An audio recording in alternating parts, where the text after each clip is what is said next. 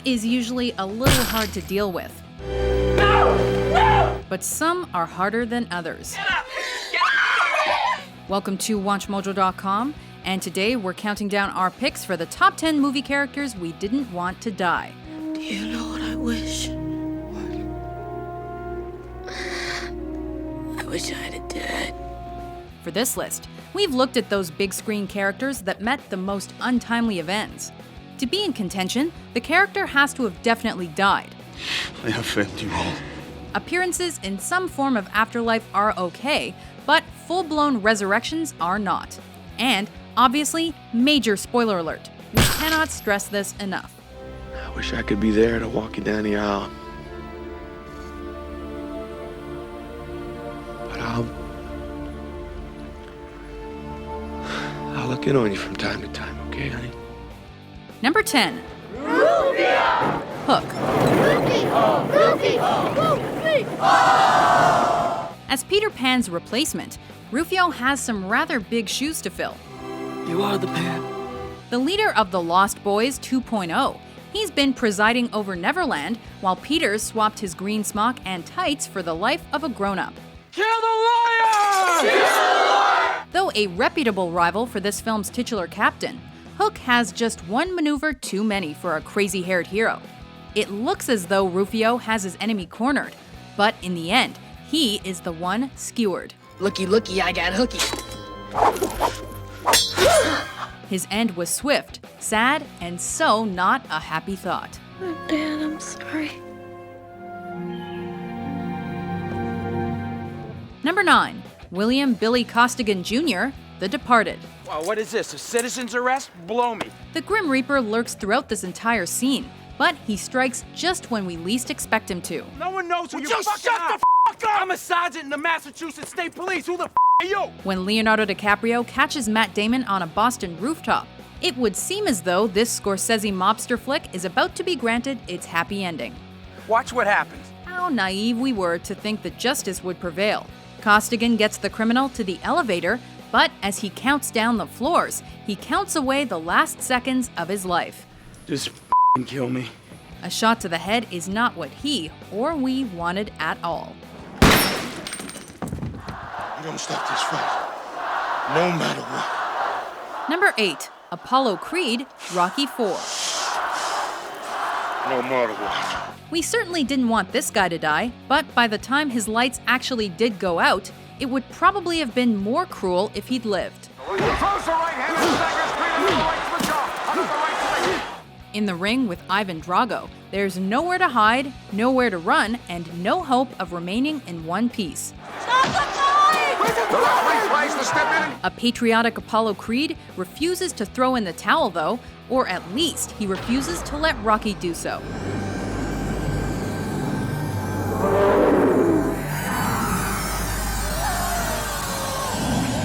Sly Stallone honors his friend's wish, but he pays a terrible price for it. If he dies, he dies. Number 7. John W. Creasy, Man on Fire. I think God will forgive us for what we've done. There's an honorable death, and then there's this. Creasy's an ex-CIA agent haunted by his past. You think they'd hire a drunk or has-been? He has little to live for except the 9-year-old Peta, played by Dakota Fanning, whom he has been hired to protect. Unfortunately, the girl's kidnapped while on Denzel Washington's watch. Cue an hour and a half of hell-bent, revenge-ridden violence. No sé, güey. No sé.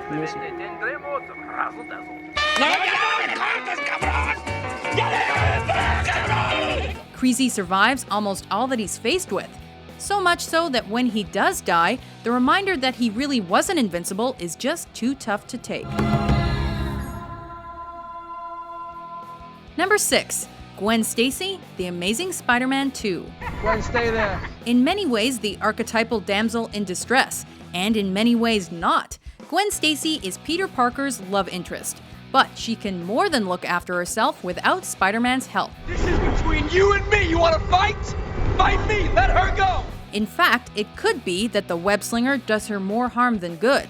She's often caught between Spidey and an NYC supervillain. And when the Green Goblin turns up, it's one monster too many.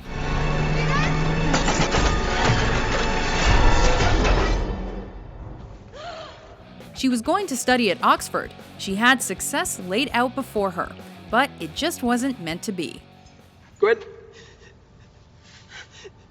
Hey. Number 5.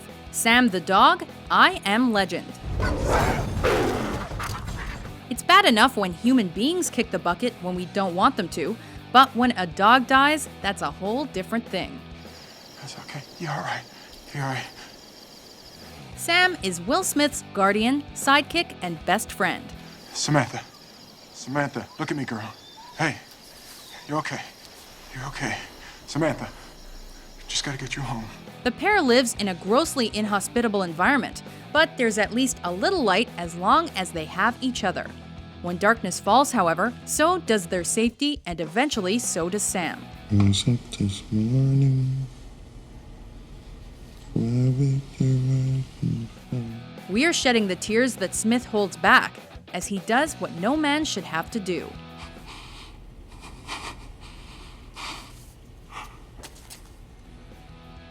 Number 4. The Terminator, the T-800, Terminator 2, Judgment Day.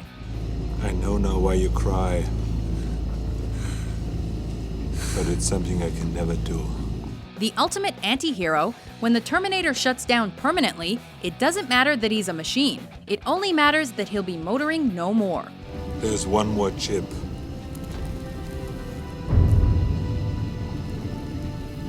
And it must be destroyed also. Arnold Schwarzenegger is the iconic cyborg, but by the end of this movie, even Arnie has to admit that he has no place on this earth. I must go away, John. The Terminator wants to prevent the creation of the apocalyptic Skynet. It has to end here. And the only way to do that is self-sacrifice. A vat of molten steel might get the thumbs up from Schwarzenegger, but it's an emotional thumbs down from us. Number 3. Albus Dumbledore, Harry Potter and the Half-Blood Prince. Trust me. In truth, the Harry Potter films are a goldmine of deaths we didn't want. No! No! First Sirius falls through the veil, and later, Dobby breathes his last on the beach. But it's Dumbledore's passing that gets us most. Avada Kedavra. As the Hogwarts headmaster falls from the school's tallest tower, he seems to take Harry's very last hopes with him. The only wizard he who must not be named was ever scared of. He was dead before he even hit the ground.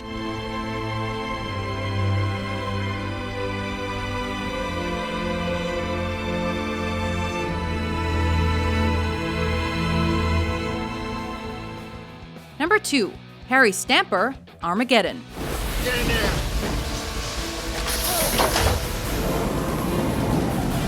When Bruce Willis dies, he really dies. It's my turn now. As Harry Stamper, Willis is the traditionally overprotective father. He's gonna shoot you. No, he's not. However, while most guys have to face their girlfriend's dad over dinner, over a drink, or on the golf course, Ben Affleck's AJ tackles his aboard a spaceship. I know, Harry. I'll try not to disappoint you. Stamper has a heart of gold, though, and as this movie draws to a close, it shines out beyond the stars. Grace, I know I promised you I was coming home. I don't understand. Looks like I'm gonna have to break that promise. When Willis forces Affleck back inside, our hair stands on end and our stomachs do backflips. What a man. We win, Gracie. Toss it.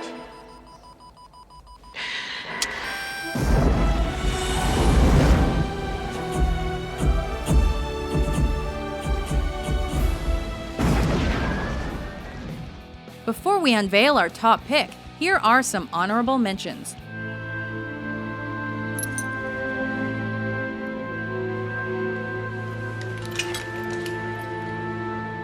Shit.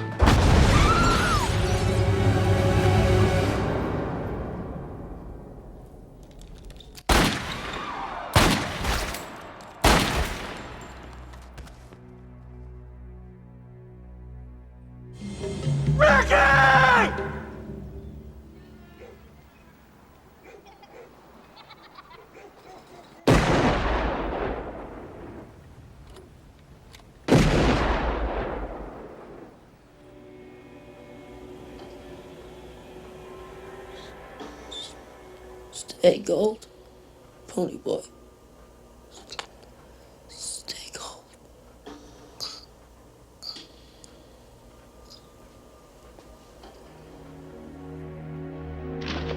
Goose! Goose! Oh no! Oh! Oh God! Oh God! Oh God! Number 1. John Coffey, The Green Mile. You go on kill a raping baby killer twice. Capital punishment is a thorny subject, and this adaptation of Stephen King's novel provides a particularly painful insight into it. Roll on one. John Coffey's on death row, but he doesn't deserve to be. Do you have anything to say before sentence is carried out? I'm sorry for what I am. Played by the late great Michael Clark Duncan, Coffey is bound for the electric chair, but he shouldn't be there. Don't put me in the dark. I was afraid of the dark. Tom Hanks has to give the order, and we're all willing him not to. For a second, we think he won't, and then he does.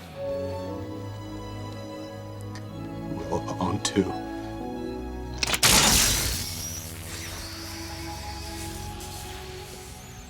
Do you agree with our list? Which movie death did we forget? You gotta let him go. For more untimely top 10s published every day, be sure to subscribe to WatchMojo.com. Well, my conclusion is, hate is baggage. Life's too short to be pissed off all the time.